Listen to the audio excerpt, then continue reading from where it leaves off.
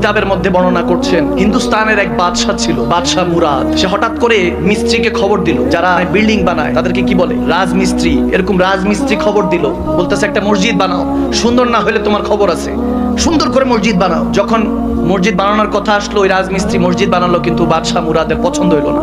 সে করলো কি, নাউজুবিল্লাহ, সেই মিস্ত্রির দুটা হাত কেটে দিল। নাউজুবিল্লাহ, হাত কেটে দিল। জোর জার মুলুকতা, দেশ তো একই অবস্থায় চলতেছে। বলার কেউ নেই, আমরা কেউ নেই, সৎ সাহসী নেই। আমরা যে বলবো দুই চার কথা, এই সৎ সাহস কারণেই মুসলমানদের কি জানি হয়ে গিয়েছে, সৎ সাহস জানি কোথায় চলে গিয়েছে। যে মুসলমানকে দেখলে 40 days later, 40 দিন পর শয়তান সেই রাস্তায় হাঁটতো না, যেই রাস্তা দিয়ে হযরত ওমর হেঁটে যাবেন 40 দিন পর। আর সেই মুসলমানই তো আমরা। এখন শয়তান রাস্তা কি পরিবর্তন করবে? আমাদেরকে দেখলে শয়তান চিন্তা করে অমুক আছে, আমার আর ওইখানে যাইতে হবে না। আওয়াজ দেন, আমার থেকে বড় সে, আমার মুর্শিদ। ইবলিস চিন্তা করে আমার পীর মুর্শিদ। এরকম অবস্থা আমাদের মুসলমানদের। দেখেন ভাইয়ের আমার, বাবার আমার, হাত কেটে দিল। ওই বেচারা মজবুর হয়ে সে কাজীর কাছে, ওই সময় যে সুপ্রিম ইমাম আলেমে দ্বীন ছিলেন, ওর কাছে, কাজীর কাছে, জজের কাছে, ব্যারিস্টারের কাছে বিচার নিয়ে গেলেন। গিয়ে বলতেছেন, জজ সাহেব, কাজী সাহেব, আপনি কার কালমা পড়েছেন? তখন তিনি কেঁপে উঠলেন, বলেন কেন, কি হয়েছে? বলে আপনি বলেন, আপনি কার কালমা পড়েছেন? সে বলতেছে, আমি রাসূলুল্লাহর কালমা পড়েছি, আল্লাহর কালমা পড়েছি। কেন, কি হয়েছে? বলে আমি এখন একটা বিচার চাইলে আপনি কি বিচার নিবেন? দেখতেছে হাত কাটা, রক্ত পড়ছে। বলে কি হয়েছে তোমার, বলো। সে বলে অমুক ঘটনা, বাদশাহ মুরাদ বলেছেন একটা মসজিদ বানাতে, আমি মসজিদটা বানিয়েছি, ওনার পছন্দ হয় না, আমার দুটো হাত কেটে দিয়েছে। এরকম অবস্থা, আমার হাত কেটে দিয়েছে, এটার কি বিচার পাবো? বাদশার বিচার কি হবে একটা কর্মচারীর জন্য? তখন ওই কাজী বলতেছে, এখনো আমার রাসূলের পাকের দিন, আমার মদিনাওয়ালার দিন এখনো জিন্দা আছে। খবর পাঠানো হলো বাদশার কাছে। দেখেন তখনকার ইমামদের, তখন তো আলেমের দিনদের কি সম্মান ছিল, এখন তো আলেমের দিনদের সম্মান নেই। বাদশাহ থরথর করে কেঁপে উঠলো। কাজী সাহেব বিচার পাঠিয়েছে, বাদশাহ আসতে বাধ্য হয়েছে। আসার পরে বাদশাহ মাথা নিচু করে দাঁড়িয়ে আছে। আলেমী দিনদের এত সম্মান ছিল কেন বলেছি জানেন? যে মেহফিল উঠে কালেকশন, অমুক বক্তব্য দেয়, মাহফিলের আগে দিয়ে অমুক নেতা বক্তব্য দেয়। এখন আমাদের ফেস ভ্যালুর কারণে হাজারো মানুষ আসে, আসার কারণে তারা ভালোবেসে আসে, তাদেরকে কি করে, আস্তে করে মিসগাইড করে, বসায় রাখে 1 ঘন্টা কালেকশন করো, তারপর অমুক নেতা আসো বক্তব্য দাও। অথচ সমস্ত যুবকরা, সমস্ত মুসলমানরা এসেছিল কোরআন সুন্নাহর কথা শুনতে। এটা এক প্রকার ধোঁকা, উম্মতের সাথে ধোঁকা। আমি কাউকে কষ্ট দিচ্ছি না, ছোট করে বলছি না, আমি আপনাদের হেদায়েতের জন্য বলছি। এই কথাগুলি বলনেওয়ালা কেউ থাকবে না, আসবে না। এখন যদি পরিবর্তন আমরা না হই, 10 বছর, আফটার 10 years আপনি একটা যুবককে খুঁজে পারবেন না, সব ওই মোবাইলের মধ্যে বসে বসে ওয়াজ শুনবে, ময়দানে আর আসবে না। ময়দানে আর এই যুবকদেরকে, মুসলমানদেরকে পাওয়া যাবে না। যুবকরা এখন ডে বাই ডে পরিবর্তন হচ্ছে, মাশাআল্লাহ। আমার কাছে শত শত ফোন আসে। যদি আমরা এই জায়গাটা নষ্ট করে দেই, আর বলনেওয়ালা থাকবে না। ভাইয়ের আমার, বাবার আমার, যখন বিচার চাইলো, ওই কাজী সাহেব বলতেছে, এই বাদশাহ, আপনি এটা কেন করলেন? আপনি কি দ্বীনের কথা ভুলে গিয়েছেন? আল্লাহর রাসূলুল্লাহর কালমা যখন কেউ পড়ে ফেলেছে, আল্লাহর যখন ওয়াদানিয়াতে সাক্ষ্য দিয়ে দিয়েছে, মদিনাওয়ালার গোলামিতে ইখতিয়ার করে নিয়েছে নিজেকে, সেই দ্বীনের পথে চলবে, ইসলামের পথে চলবে। আপনি বাদশাহ হোক কিংবা ফকির, আল্লাহর দরবারে সবাই বান্দা। একমাত্র এই দ্বীন, ইন্নাদ দ্বীন ইনদাল্লাহিল ইসলাম। Islam is the complete code of the life, পূর্ণাঙ্গ জীবন বিধান। এই ইসলাম যেখানে নামাজে দাঁড়ালে বোঝা যায় কে বাদশা কে ফকির, কোনো কিছু আর ধরা যায় না, সব এক কাতারে, ঠিক কি না? আপনি কিভাবে পারলেন তাকে এভাবে 2 হাত কর্তন করতে?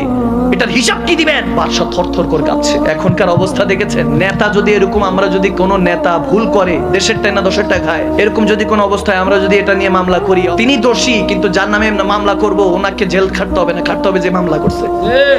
হয়রানির শিকার সে হবে। আমাকে নিয়ে সোশ্যাল মিডিয়াতে এত এত বাজে কমেন্টস, এত এত কিছু, আমাকে নিয়ে ফেক আইডি বানিয়ে মা বোনদের সাথে, ভাই বাবাদের সাথে টাকা লেনদেন এবং অশ্লীল ভাবে ছবি আদান প্রদান হয়েছে। আমি এটার জন্য যখন মামলা করতে গেলাম, মামলা করছি, সব করা হয়েছে, করার পর দেখি পেরেশানি খালি আমার। যে দোষ করছে তারে ধরতে কোনো পেরেশানি নেই। মানে যখন সাইবার ট্রাইব্যুনাল মামলা দিয়েছি, মামলা দেওয়ার পরে ফোনের কারণে, পুলিশের ফোনের কারণে আমি বলি মামলা আমি উইথড্র করলাম, যে আমার নামে সমালোচনা করতেছে করুক। দেশের অবস্থা দেখছেন, আমরা বিবেক শূন্য হয়ে যাচ্ছি।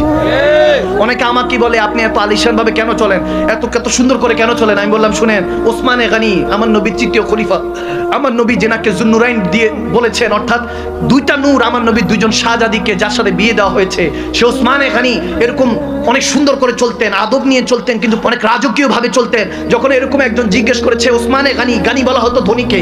বলতো আপনি এত সুন্দর কেন চলেন, আপনি কেন এত পরিপাটি হয়ে চলেন? বলে আল্লাহু জামিল ইউহিব্বুল জামাল, আল্লাহ সুন্দরকে ভালোবাসে, আমি সেভাবে চলি। আর শুনো, যদি আমরা আলেমে দ্বীনরা, আমরা যারা সাহাবায়ে রাসূল দ্বীনের প্রচারের মধ্যে আছি, আমরা যদি ফকিরের মতো চলি, আমরা যদি একদম ওই ফকির, যারা ফকির দরবেশিতে থাকে তারা জঙ্গলে চলে যায়, তারা বাইরে চলে যায়, কিন্তু যখন যারা শরীয়তের খেদমতগার হয়ে সমাজটাকে পরিবর্তন করে, সমাজের দায়িত্ব নেয়, তারা আলিশান ভাবে এজন্য চলে যাতে সময়ের রাজা বাদশারা, প্রাইম মিনিস্টাররা তাদেরকে টিস্যু পেপার না মনে করে। নাহলে আলেমী দ্বীনদেরকে টিস্যু পেপার মনে করবে, মুখ মুছে ফেলাই দিবে। এই জন্য আমাদের আলেমী দ্বীনদের অনেক দায়িত্ব, আওয়াজ দেয় না। কথা বলতে হবে সাবধানতার সহিত, কথা বলতে হবে জিম্মেদারি নিয়ে। এজন্য বলছিলাম, যখন মিল্লাতের ওই দায়িত্ব পড়বে তখন আপনাকে হিসাব দিতে হবে কার কাছে? আল্লাহর কাছে হিসাব দিতে হবে। যখন ওই কাজী সাহেব বলতেছে যে যান তার হাত কাটেন, বাদশার হাত কাটার যখন পারমিশন আসলো, তখন সে বাদশা মেনে নিল, বলে আমার হাতটা কেটে ফেলেন, সমস্যা নাই। তখন অহংকারের মধ্যে, গরিমার মধ্যে ডুবেছিলাম, খেয়াল করি নাই, শয়তানের ধোঁকা পড়ে গিয়েছি।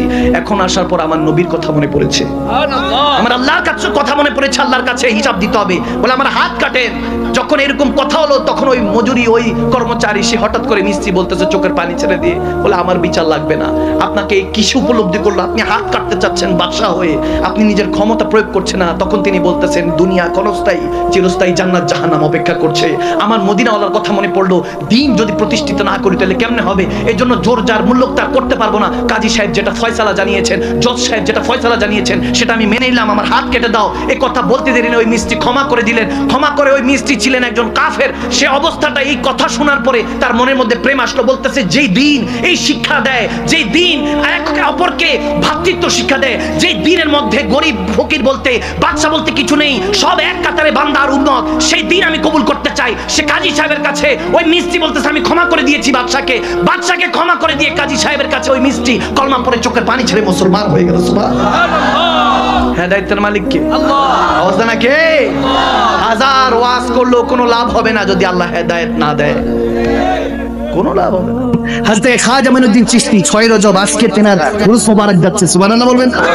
সুলতানুল হিন্দ খাজা গরিবে নওয়াজ আতায়ে রাসূল, তেনার কথা না বললে নয়। তেনার কাছে এসে এক যুবক জিজ্ঞেস করতেছে, হুজুর ইশক কিয়া হে, প্রেমটা কি?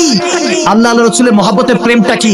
খাজা গরিবে নওয়াজ একটা আহ বলে উঠলেন। একটা হাদিস মনে পড়লো, খাজা গরিবে নওয়াজ নিজে বলছেন হাদিসটা, বলেন এরকমই নবীজির সামনে এরকম সাহাবারা বসে আছে, এক সাহাবা জিজ্ঞেস করছিলেন ইয়া রাসূলুল্লাহ ইশক কিয়া, ভালোবাসাটা কি?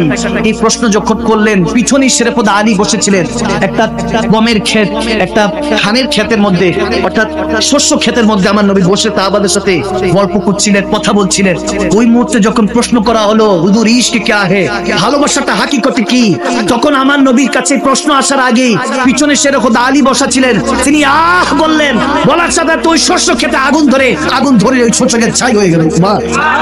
আমার নবী বলেন জিসকে দিল মে ইতনা ইশক है आह निकल से आग लग जाता है, যার অন্তরে এতটুকু প্রেম আছে, আহ বের হতে দেরি নাই, আগুন লেগে যায়, বুঝবা তার অন্তরে আল্লাহ ইশক রেখেছেন, তার অন্তরে প্রেম রেখেছেন। খাজা গরিবে নওয়াজ বলতেছে ফির ভি তুম সুননা চাহতে হো, জানতে চাও যে প্রেমটা কি? তাহলে শুনো, যখন তোমার প্রেম হয়ে যাবে আল্লাহর সাথে, রাসূলুল্লাহর সাথে, তখন তোমার দুনিয়ার খেয়াল, দুনিয়ার ऐश ও আরাম, দুনিয়ার শোহরত, ইজ্জত, দৌলত, নারী, বাড়ি, গাড়ি, এই যত রকমের দুনিয়ার জিনিস আছে, তোমার কাছে আর সেলিব্রিটি ভালো লাগবে না, পপুলারিটি ভালো লাগবে না, ফলোয়ার্স নিয়ে তুমি চিন্তা করছো, কমেন্ট বক্স নিয়ে চিন্তা করছো, এগুলো আর ভালো লাগবে না। খাজা গরিবে নওয়াজ বলতেছে দুনিয়াদারি আর তোমার ভালো লাগবে না, তোমার কাছে শুধু আখিরাতের চিন্তা আসতে থাকবে। রব্বানা আতিনা ফিদ দুনিয়া হাসানা, তখন দুনিয়াটা তুমি সুন্দর করার জন্য ব্যস্ত হয়ে পড়বা, নামাজ দিয়ে, ইবাদত দিয়ে, কুরআনে তাআত দিয়ে, মহব্বত দিয়ে তুমি দুনিয়াটাকে আবাদ করবা, দিলের দুনিয়াটাকে আবাদ করবা। মনে রাখবেন এই দুনিয়াতে চোখ দিয়ে অনেক কিছু দেখেন, কিন্তু খাবে যখন আপনি ঘুমাইয়া যান, আপনি যখন ঘুমের নেয়ামতে শুয়ে থাকেন, ওই মুহূর্তে খাবের দুনিয়াতে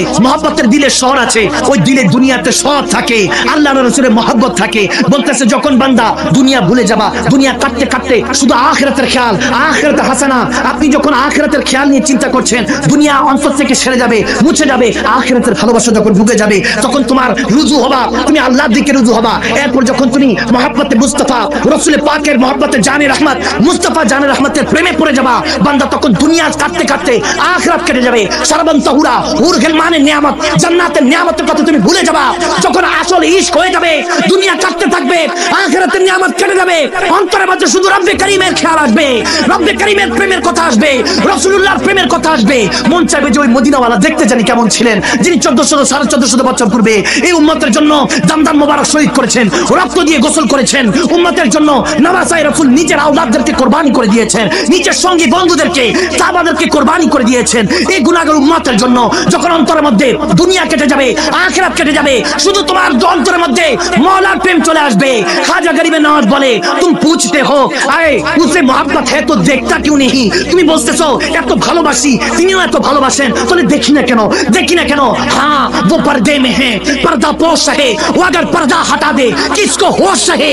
আরে তুমি যদি ইতনাকে বেহেজাব দেখতে চাও, আরেকটা তুর পাহাড় লাগবে, আরেকটা মুসা লাগবে, তুর পুরে ছাই হয়ে যাবে, মুসা কালিমুল্লাহর মতো তুমিও দেখতে পারবে না, হয়রান হয়ে যাবা। এজন্য তিনি পর্দার আড়াল থেকে ভালোবাসে, পর্দার আড়াল থেকে তোমার জন্য নিয়ামত বরকত দান করে। বান্দা যখন তোমার ইশক হয়ে যাবে, দুনিয়া আখিরাত ভুলে যাবা, তার সাথে মন লেগে যাবে, তখন আর তুমি বলবা না এ নামাজ আমার কাজ আছে, কাজকে বলবা আমার নামাজ আছে, তখন দুনিয়াদারি তোমার কাছে ভালো লাগবে না, তখন তুমি একাকিত্ব যখন থাকবা, গুনাহ তোমাকে ছুঁতে পারবে না, তখন তুমি এখান দিয়ে চোখ বন্ধ করবা, ওখানে কিসমতের চোখটা আল্লাহ খুলে দিবে, ডাক দিয়ে আরশা থেকে বলতে পারে, ওগো কামলিওয়ালা নবী কি করছেন? আমাকে তো দেখতে পারবে না বান্দা, কিন্তু আপনাকে দেখার তো রাস্তা রেখেছি। নবী গো আপনি যান, চাঁদপুরের মধ্যে আজকে আশিক রাসূলদের মেলা বসেছে, তারা আমাকে ডাকছে, আপনাকে ডাকছে, যান, হয়তো আজকে ঘুমাতে যাবেন, দুনিয়ার চোখ বন্ধ হবে, কিসমতের চোখটা খুলে যাবে। মানরানি ফাকাদ আল হক, যদি কামলিওয়ালা নবী আপনার স্বপ্নে চলে আসে, তাহলে তো আপনার দিলটা মক্কা মদিনা হয়ে যেতে পারে, ঠিক না? সেই নবীকে দেখতে চাই কি চাই না? আর দুই হাত তুলে দিয়ে দেখতে চাই, দুই হাত তুলে দিয়ে আল্লাহ আল্লাহু আকবার, ইয়া রাসূলুল্লাহ।